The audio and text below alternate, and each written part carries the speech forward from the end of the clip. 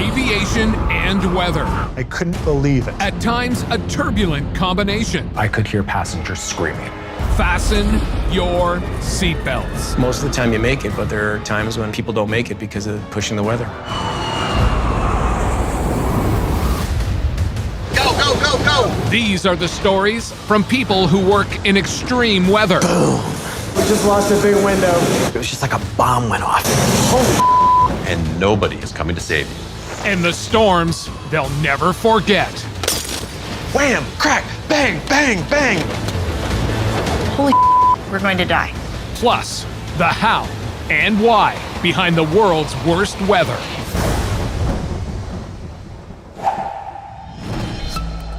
Weather conditions play a key role in a pilot's day. Snow, thunderstorms, lightning, dangerous crosswinds, all can turn a routine flight into terror at 30,000 feet. At any given time over the United States, there are 5,000 planes in the air, but only one Mother Nature. In March 2007, a run-of-the-mill journey from Cancun, Mexico to Halifax, Canada quickly turned into a nightmare. Passengers and crew were brought to their knees by extreme mid-air turbulence. Turbulence is basically a rapid change of wind, speed, and direction as you go up in the atmosphere. It can be very, very dangerous. You're cruising along at 38,000 feet above the weather and then suddenly encounter these very, very strong winds. And if the pilot is not prepared, he can lose control of the aircraft, and anyone who doesn't have their seatbelt on in that aircraft is risking serious injury. As a flight attendant, Michael Cruikshank has spent 18 years and thousands of hours in the air. He has experienced all types of weather, and all off the ground. In the air, I have experienced rain, snow, sleet. I've flown over tornadoes. I have flown over thunderstorms. Would you like a drink? Hurricanes, blizzards, you name it, I've flown through it. But there's one weather event I'll never forget. I'd never, ever experienced or seen a storm like this. It's getting worse out there. This one weather event changed my life. Cancun, Mexico. Passengers returning from a holiday in the sun board the plane for a 6-hour flight to Halifax, Canada.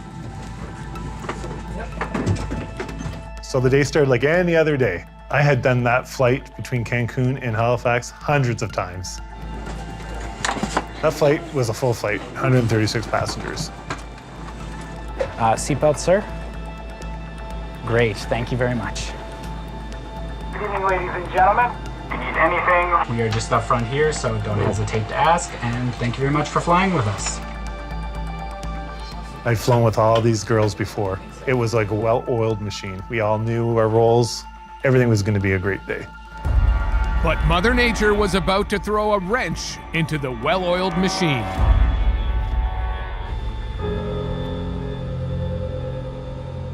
About 4.5 hours into the flight, the captain called us and said that we were going to be having bad weather. There was a snowstorm brewing in Halifax, and it was getting worse. Halifax, on Canada's east coast, has the perfect ingredients for wild winter weather. Warm, moist wind from the south and cold polar wind from the north. When they smash together, you get snow and turbulence high in the sky. Wind causes a lot of turbulence. Air masses that are moving quickly in opposite directions. A simulator is a great tool to train our pilots how to handle turbulence and other weather events. We can cause everything from thunderstorms to what we call wind shear, when the winds change directions very quickly. Dean Kramer trains pilots using a flight simulator to recreate severe weather conditions at high altitude. I can cause rain, hail, snow, falling snow. Of course, we can change the turbulence, moderate to light, clear, severe turbulence. You're going to notice the oscillation quite a bit. So we go to this, and we actually cause very heavy turbulence, which of course rocks the airplane back and forth. You can see that things are happening as far as the aircraft is concerned. And Mike's not making this happen. This is the simulator doing this. He's just compensating for it right now, which is causing the aircraft to jostle back and forth quite violently as we're experiencing.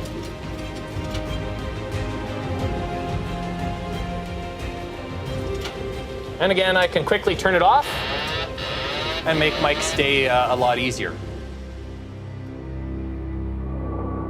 The captain briefs the crew. Heavy turbulence is expected on the descent into Halifax. Eventually, it's communicated to us that, okay, guys, it's going to get bumpy here. We went about our day. Seatbelts. Securing the cabin, everything was smooth. Everything was great. Seatbelts, please, ma'am. I just prepared for a regular landing. Great job, thank you very much. But as landings go, it was going to be far from ordinary. And now I look at the window and I can see snow. I know we are in a brutal snowstorm. As we started to descend, it started to get a little bit bumpy, a little choppy. You can hear people in the cabin. People are talking, maybe a little bit more elevated due to the sound. As the turbulence is getting louder, the cabin's getting louder with the sound of people's luggage banging around, carts banging around. It's a perfect storm, as sudden changes in wind speed rock the plane. This is gonna be a bad one. Yeah, I figured.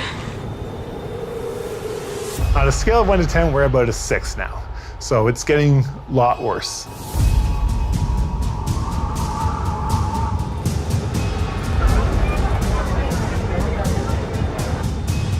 So as we're being tossed around violently in this weather, I look out my window and what do I see? But lightning.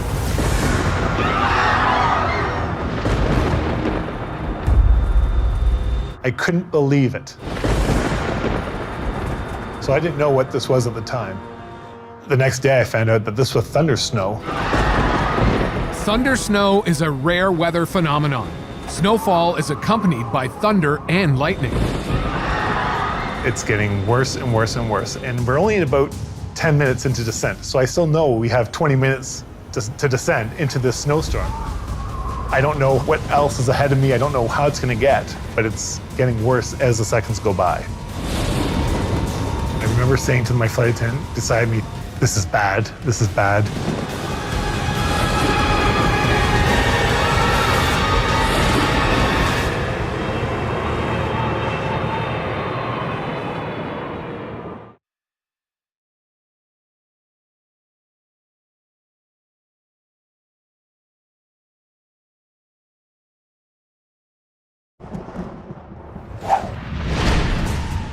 March 2007, a clash of cold, dry air and warm, moist currents whips up a wild winter storm on the eastern seaboard. It lashes the coast with a 1-2 punch, heavy snow and severe mid-air turbulence. Flying en route from Cancun to Halifax, Canada, flight attendant Michael Cruikshank is on board a packed plane as it's being tossed violently in the sky. I remember saying to my flight attendant beside me, this is bad, this is bad.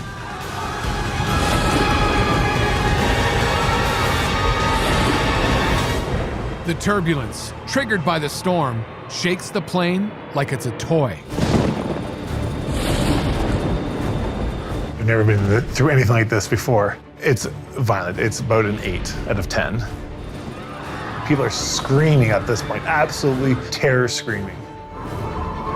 The pilot struggles to maintain his descent into Halifax as thunder snow electrifies the air around the plane. I had never seen lightning in a snowstorm. I didn't know that this was even a possibility. The turbulence was bad enough, and now this thunderstorm. So what is thundersnow? Thundersnow is literally a thunderstorm happening in the winter months. Now, it doesn't happen all that often, but the formation mechanisms for thundersnow are identical to the formation mechanisms that we have to get thunderstorms in the spring and summer. It's a rare weather phenomenon that only occurs when air closest to the ground is warm enough to rise and form a thunderstorm, but it's still cold enough for rain to freeze and fall as snow. In a thunder snowstorm, lightning reflects off the snowflakes, making flashes even brighter. When I've seen people react to thunder snow, it is fascinating to see their reaction because it's the last thing that they would expect to hear or see, that rumble of thunder in the middle of January, that flash with the lightning bolt, and yet it is something that we do see from time to time. The passengers at this point are terrified. I can hear screaming, I can hear crying.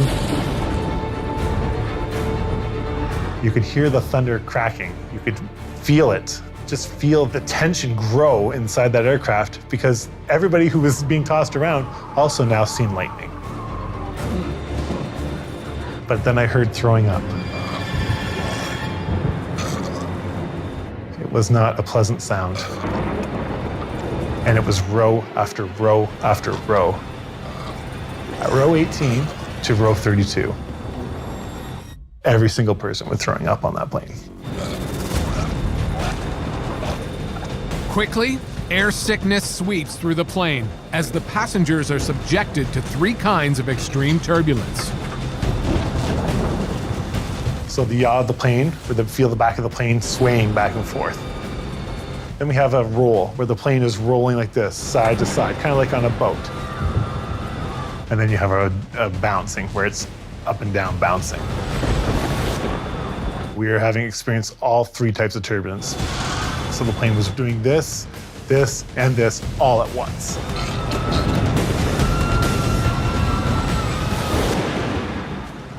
When we get into turbulence, a lot of the time it causes a lot of yaw, which makes the airplane's tail go back and forth.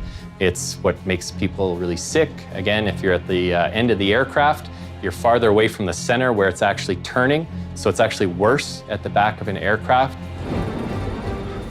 Mike can barely tell which way is up and which way is down.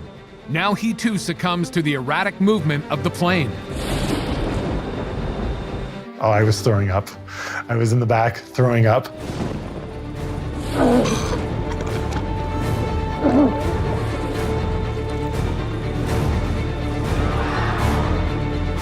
That moment in time, I wanted to be on the ground.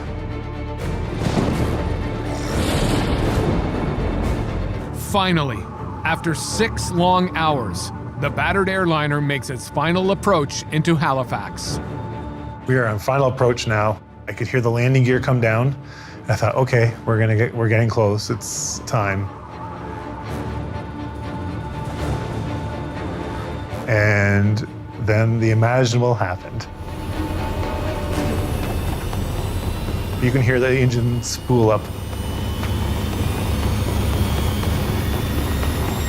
And as a flight attendant, you know that sound. You listen for that sound. That's an awful sound to a flight attendant. We're going back up.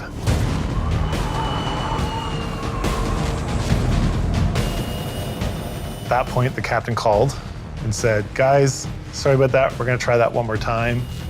So I thought to myself at this point, oh no, we have to go through this again. We're going to fly back up into this storm to circle around to try and do this again.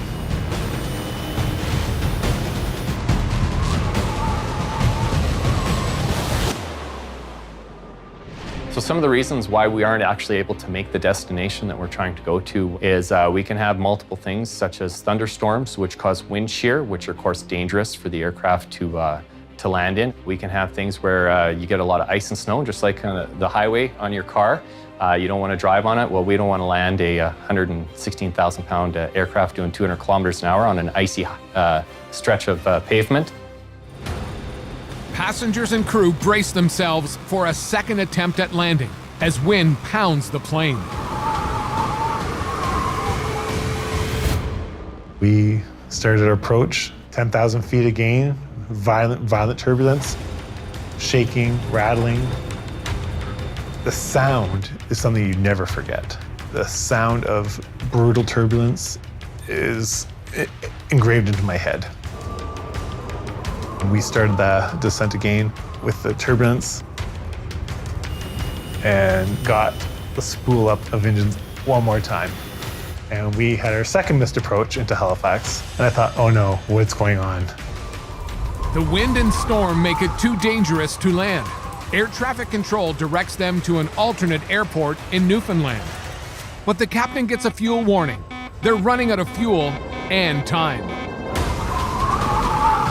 We had to fly back into the storm and try another airport that was closer, in St. John, New Brunswick.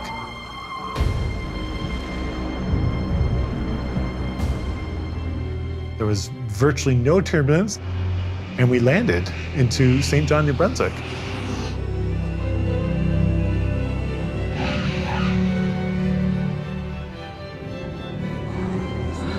With a plane full of puke and scared, nervous passengers. Thankfully, no one was injured on the flight. Because the pilot was warned of the oncoming turbulence, passengers remained belted into their seats. I was so thankful to be on the ground when we landed. To hug each other, to think, okay, we've been through that. That was scary.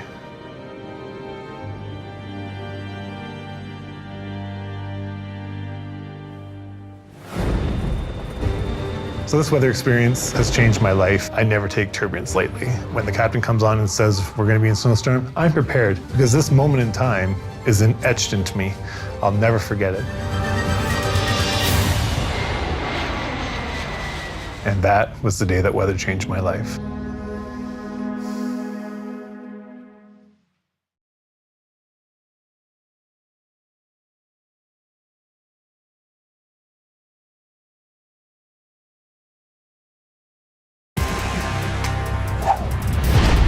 Although large commercial passenger airplanes can avoid bad weather by flying above storms, they can still be heavily affected by bad weather.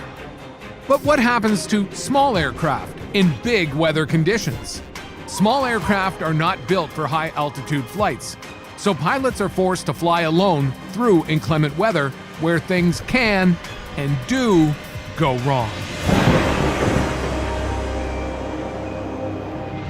The real concerns when we're talking about flying smaller aircraft, especially in the northern parts of our country, is you don't have an alternate airport to get to. You are going to rely on your skills as a pilot to tell you where you are and a really good knowledge of the weather en route. Because the real concern is if you run into trouble in the north flying one of these bush planes, there's not a lot of ways that you're going to be able to land safely somewhere. Laval Saint-Germain has been a pilot for 28 years. He's logged millions of air miles in all conditions, from scorching deserts to freezing glaciers. In my career as a pilot, obviously I've seen thousands of different weather events. Hailstorms, thunderstorms, wind shear, fog, driving snow, you name it. But in the summer of 1989, unexpected weather in Canada's remote north placed Laval between a rock and a hard place. More specifically, between nature and Mother Nature. With respect to weather and memorable events that I've flown through, I mean, I've been an airline pilot for 28 years. I've seen weather all over the world, from Australia to the high Arctic. And there's one time that I really remember. This is one weather event that I'll never forget.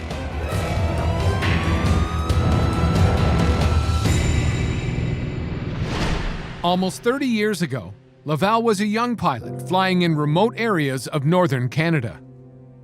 So in 1989, I was a young pilot starting out as a bush pilot in northern Quebec, in a very remote area, no road access. The definition bush plane is something that's particular to northern Canada and Alaska. And when we say bush plane, it is pilot jargon for sure. Generally, it's a single-engine airplane, and it's an airplane that can operate on wheels, skis, or floats. It is really a flying Jeep.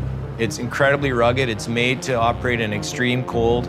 It's made to operate on very short lakes. It can fly at slow speed. It's just the real workhorse of the Canadian bush.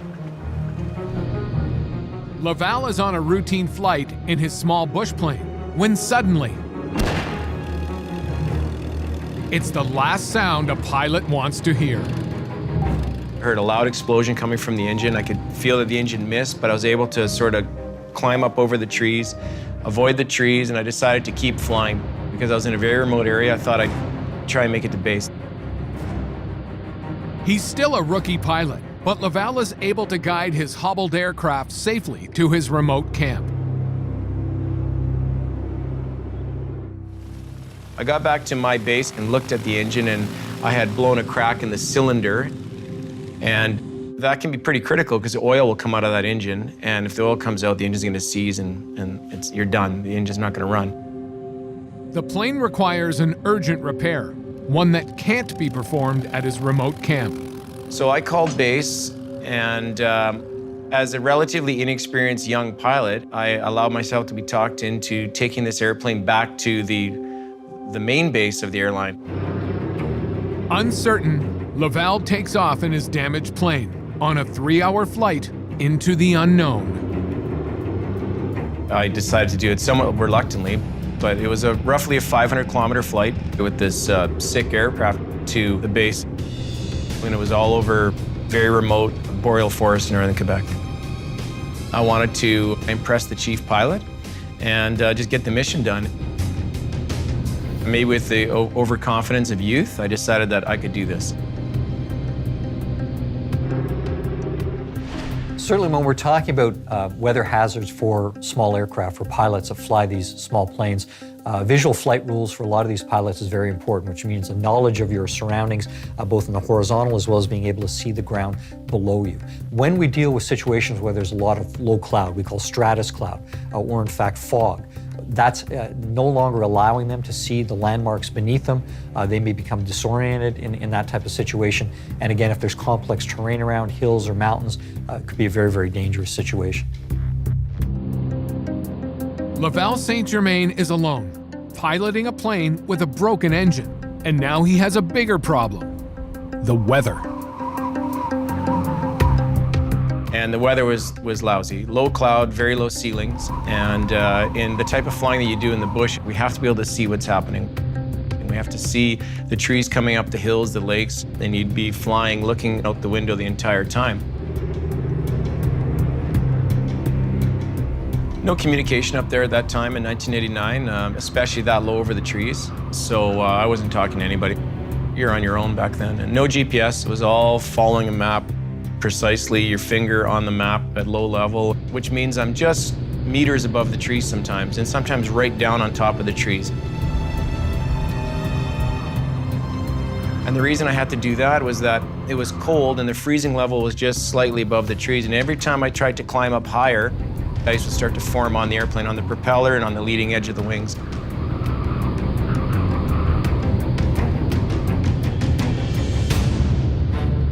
Aircraft of this type, these bush planes, don't have the ability to fly in icing conditions. Whereas an airliner, for example, things are electrically heated, the windscreens are heated. You don't get ice on a big airplane, but on a small airplane, you're at the whim of the ice. But I didn't realize where the freezing level was, because where I was, there was no way to find out what the freezing level was unless I actually flew into it. As the plane takes off and goes higher into the atmosphere, generally temperatures tend to fall. What a lot of people don't realize is that even in the summer months, in the height of a summer's day in July, it can be 30 degrees Celsius on the ground, but it can be minus 50 in the depths of one of these big thunderstorm clouds. So there can be still very, very cold temperatures aloft in the atmosphere, even in the height of summer. The freezing clouds plunge Laval into sudden danger. Too much ice on the wings, and the plane could nearly stall or mush, making it difficult to climb or steer. It's too late to turn back. I couldn't do a tight turn and go back because I had ice in the aircraft. As soon as you start to bank, you start to lose lift. And with the combination of a turn and the ice, I was worried I was going to mush into the trees. And I was only developing partial engine power as well because of the damaged, it's a 9-cylinder engine and one of my cylinders was not working. I think with youth and inexperience and overconfidence, you think, well, it's only going to get better as I go. Well, in this case, it didn't get better. Icy and low clouds, known as stratus clouds, hover just 80 feet above the ground. Laval must fly below them, but above the trees that soar 30 feet into the air. And if these clouds go any lower, they will appear as fog or mist, making this flight impossible. So I was constantly battling between trying to maintain altitude, avoiding the trees and not icing up. this critical little area right above the trees where I was able to maintain flight without making ice and not hit the trees. Sometimes the odd tree would hit the bottom of the floats, the top of the trees. That's how low I was. Often I'd be able to get right down on top of a lake or a river and fly right above the waves, which would keep me out of the freezing level. And when I have to pop up to go over a ridge, I'd be back into the freezing level. The whole time watching the oil and making sure that the engine didn't quit as I was going over any of these trees. Because if the engine were to quit, I'd crash into the trees.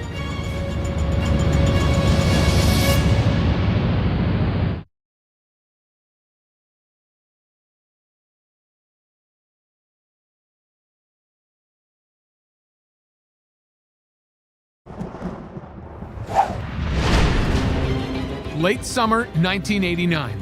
Low-level clouds, bursting with icy water vapor, descend on a remote forest in northern Canada. Bush pilot Laval Saint-Germain is caught in a near impossible situation. If he flies too high, his plane ices up, slows down, and stalls. If he flies too low, he clips the top of the trees.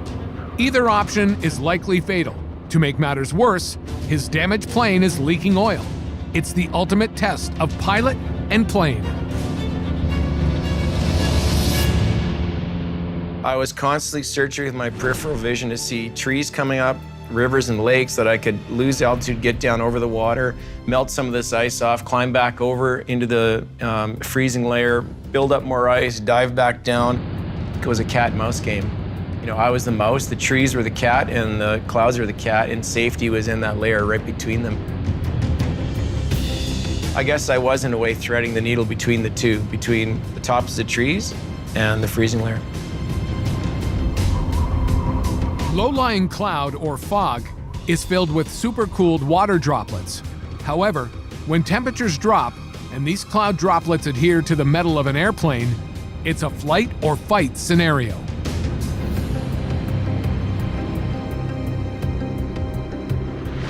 If they encounter that liquid water in a cloud, it can adhere to the aircraft. If the drops are large enough, that water spreads along the leading edge of the wing, it freezes and makes the aircraft much more difficult to control. So you could tell the ice was accumulating because you could start to see it forming on the wing, and you could just see the ice starting to pack onto the wing. And then as I descended, I'd be looking at the wind and watching it start to shear off, knowing that it would start to melt, and then I'd climb back up and it would start to pack on again. So the challenge, of course, is if I get ice building up on the leading edge of the wing, it causes drag, the airplane starts to lose lift, I keep pulling back as the airplane's starting to descend, and if I was able to continue flying into the trees, I could go into the trees in a controlled fashion, or it would stall. And if it stalls, the nose is gonna drop and a wing will drop and you go straight into the ground. Of course, it's fatal. Desperate, Laval considers ditching the mission and trying to land on a lake. But with ice making the controls sluggish, he might not clear the trees. An emergency landing is only a last-ditch resort. I probably had a 1,000-yard stare at times, staring through the ice and rain-covered windscreen, trying to avoid the trees and keeping an eye out for a place to land in case the engine packed in. I'm sure the seat cushion was traveling places it doesn't normally travel. Finally, after 3 hair-raising hours of threading the needle, the icy cloud cover begins to lift. Laval is able to fly high enough to clear the trees without freezing the plane's wings. I was just very happy when I came over the final approach into the lake and pulled the power back and touched down on the water. It was a big relief. But right to the bitter end, it was a bit touch and go because of that engine. It could have failed at any time. I still could have put it into the trees or into a lake somewhere. The plane is no longer flyable. It's in urgent need of oil and repairs to the damaged engine. But for Laval, it's mission accomplished. It was stressful and it was a lot of work and I was exhausted. I had a real sense of accomplishment because I'd done it. And somehow I'd limped this wounded airplane back to base, which was what I wanted to do. Pitched against unpredictable weather, Laval needed to muster all his skill, judgment, and limited experience to survive. You're doing something where you're right at your limits, both for you as an aviator and the limits of that airplane. Pilots We give the feminine attributes to airplanes. We call them her or she. And the registration was Juliet Alpha Bravo, and I always think that Juliet Alpha Bravo got me through. That bird got me back safely.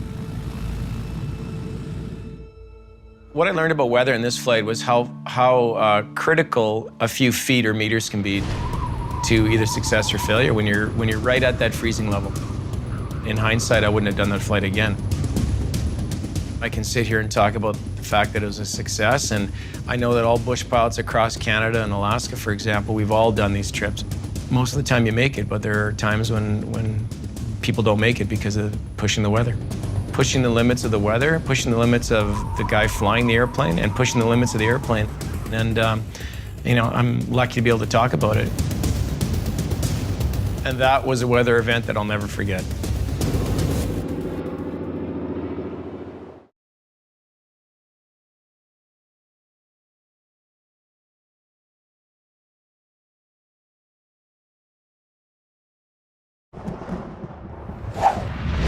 Turbulence, lightning strikes, thunderstorms, and low clouds.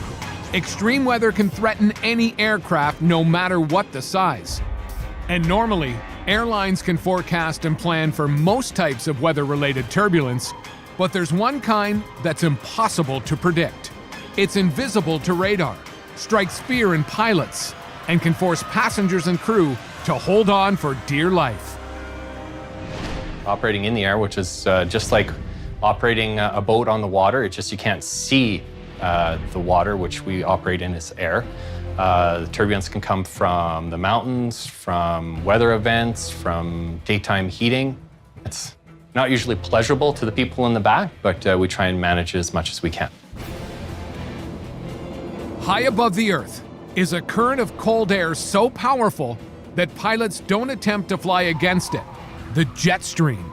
At the edge of the jet stream, fast-moving air smashes into slower-moving air to create turbulence. So up in the higher altitudes, the jet stream will be moving sometimes at 100 to 200 miles an hour. There's no moisture in it, so it's hard for us to detect the actual weather. And if we go from calm air into 120 to 30 mile an hour wind, it can upset the aircraft very quickly. The jet stream is a leading factor in what's known as clear air turbulence. Clear air turbulence is massive air that's moving very quickly in the opposite direction we are, and we can't see it. You can't see it, you can't detect it, you can't forecast it. But at 30,000 feet in the air, you can feel it.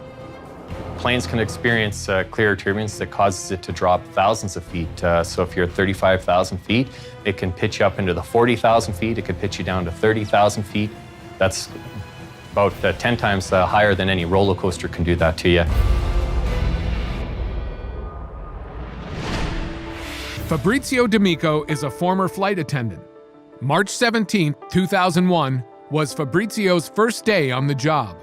And that was the day that a routine flight from Toronto, Canada to Mazatlan, Mexico ran into a perfect storm of clear air turbulence. As a former flight attendant, I have been through hundreds and hundreds of storms in the air. I've flown through every kind of weather. I've flown through snow, I've flown through thunderstorms, rainstorms, heavy wind. I have worked in all types of extreme weather, but this is the day that I'll never forget. For the other crew, the flight day starts like any other, but it's a special day for Fabrizio. I'm gonna start traveling the world and living this dream that I'd always had as a youngster to be a flight attendant. It was a very exciting day.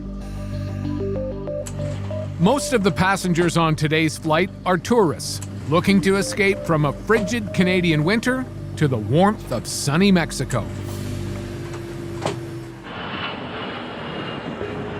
It was winter in Toronto, but once we got up in the air, it was clear blue skies. As soon as the plane is in the air, Fabrizio assists where he can. It's the final step in his flight attendant training, a procedure known as line indoctrination. Fall out on you, so it might start like this. You have to make sure it's like that. Line indoctrination is a flight that you do after your 6 weeks of training. where you go on board, you're in a uniform, but you're not an operating crew member yet. You are there just to observe. I'd observed what the flight attendants had done for their safety. It helped with the service. We were flying smoothly. It was busy, but uneventful, clear skies, nothing out of the ordinary.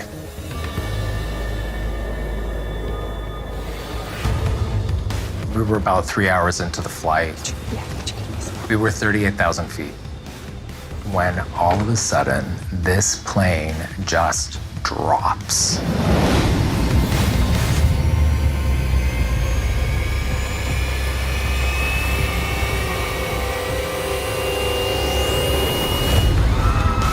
At that moment, the flight path takes them through a subtropical jet stream and into a pocket of invisible clear air turbulence.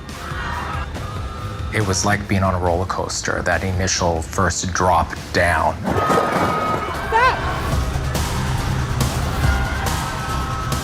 We were all thrown, and the seatbelt sign came on. Seatbelts on, everyone, please. And the captain said, "Flight attendants, take your seats." Seatbelts on, everyone, please. So the other flight attendant started to immediately try to secure the galley. And I went to assist her, and she immediately just shouted, "No, take your seat, strap yourself in." Hey, buckle up! So I did. Fabrizio manages to get himself strapped in, but his fellow flight attendant still has to get the galley locked down. Things are falling on the ground. Jugs of juice, pop cans had fallen on the floor. This was so violent that they almost become projectiles. And I could see her struggling. She was in front of me, and I kind of had my arms out.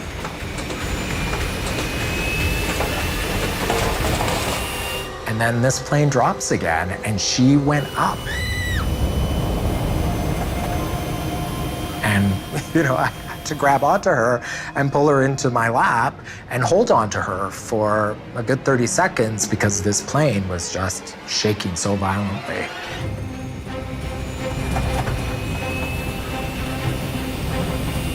There was no warning from the captain that we were expecting any sort of air turbulence. It was so quick and so violent. For a moment, I was in shock. It was scary, it was jarring, it was violent. Clear air turbulence hits without warning. Because the air is clear, there's no moisture for radar to detect. It's an invisible danger. So clear air turbulence is probably the cause of most passenger injuries in our industry. Just due to the fact that things like thunderstorms and stuff like that, we know that there's going to be turbulence there. It's easy to spot, and we can give those things wide berths. With clear air turbulence being clear, we're sometimes unable to see it coming. And if people are standing or not wearing their seatbelts, and we can get into drafts that change our altitudes by thousands of feet in matters of seconds, that usually causes the majority of injuries in the industry. The passengers and crew continue to violently rise and drop as the plane is buffeted by the forces of the unseen clear air turbulence. And these drops were gut-wrenching. I could hear passengers screaming. I would imagine it was dropping a couple of 100 feet because it was violent. Now, one violent drop causes the attendant to lose her grip and sends the duty-free cart wildly careening down the aisle out of control.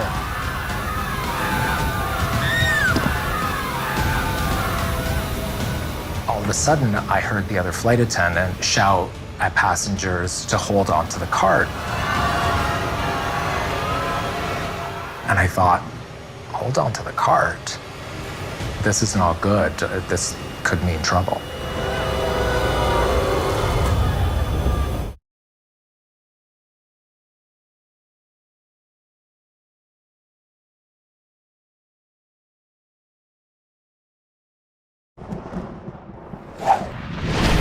On his first day as a trainee flight attendant, Fab D'Amico is caught 30,000 feet in the air on a flight rocked by clear air turbulence, a violent weather phenomenon that's invisible and impossible to predict.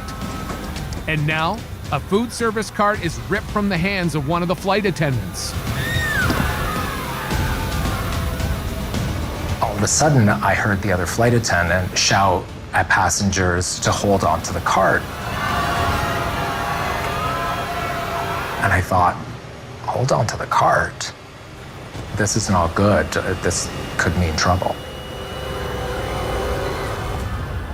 When clear air turbulence hits, it hits hard. This happens when two bodies of air, such as wind shear and a jet stream moving at extremely different speeds, collide. Today, with the introduction of tablet computers and flight decks, pilots now have real-time access to turbulence information and do their best to avoid areas of rough air. Although it can be sudden, turbulence poses very little risk to an aircraft, as planes are designed to withstand the stress of these conditions. And I could see down the aisle, and I saw that the duty-free cart was in the middle of the aisle, while passengers were holding onto this cart that was shaking from side to side. As long as it's loose, the runaway cart poses a serious threat.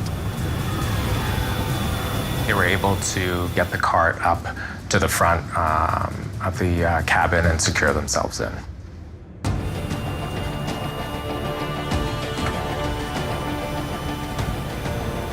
That's when I kind of snapped into what was happening, because up until then, it was so quick, I was in a bit of shock. There's no warning. We went from 0 to severe. It was just immediate.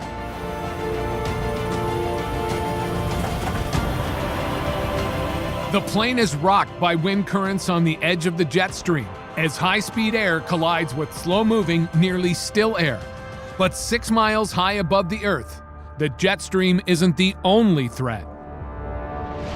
So there's another type of turbulence that we call mountain waves. So as you're coming over the rocks, the high-speed winds that are up in the upper levels will go over top of the rocks. And as they come over the other side of the rocks, it'll actually roll off. And as we fly through them, we get turbulence. Think of it as going down a river in a raft. And as you get into the rapids, which are those high-moving waters over the rocks, much like the air is, then you get into turbulence, except they don't have a seatbelt sign like we do. Turbulence hammers the plane, now from two different fronts, the jet stream and mountain waves. I could hear the engines were working very hard, and the captain was trying to fly through this turbulence, but it wasn't helping. For 30 stomach-churning minutes, violent turbulence holds the flight in its grip. It feels like the plane is going to break apart. Passengers continued to scream because, again, the movements were so violent, and you could hear that there were passengers that were being sick at the back of the cabin.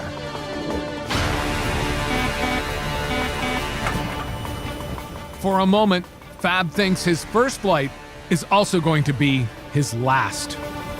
So at one point, I looked up the aisle again, and you could see the cabin was flexing from the weather. The turbulence was making this plane bend.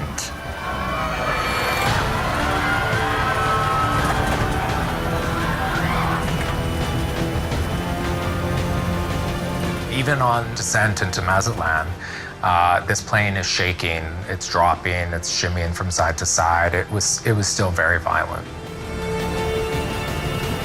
There was never a moment where it stopped, and I just kept thinking, just land this damn plane, I'm gonna be sick. Because it's invisible to radar, clear air turbulence is impossible to forecast. Pilots do their best to warn other flights of the unseen danger. While we're flying, we're actually taking weather observations, and if we see turbulence like we talked about, or we experience clear air turbulence or any of those things, we make sure we pass it along to air traffic control, which will pass it along to other aircraft around us, and then other aircraft can either prepare or go around that weather.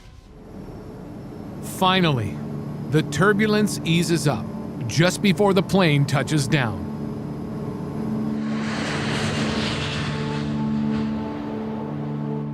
Back on Earth, the weather is calm and clear. There's no hint of the hidden danger high in the sky. We finally land, and as passengers are getting off the aircraft, they were green.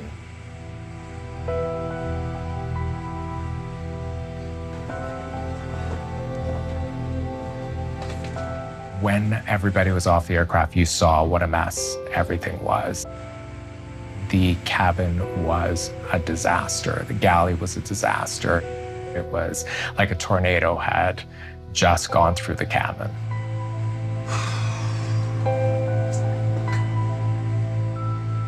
I was very lucky because I was with flight attendants who had been flying for many years. They were focused on what they needed to do. They immediately snapped into safety mode. It was because of them that I didn't freak out or panic.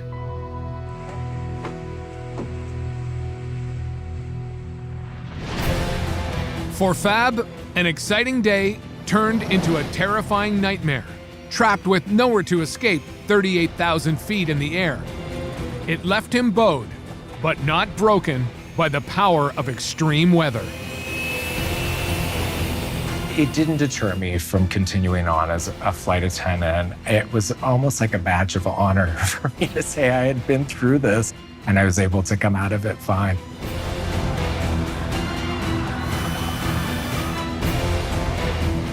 And that was the day weather changed my life.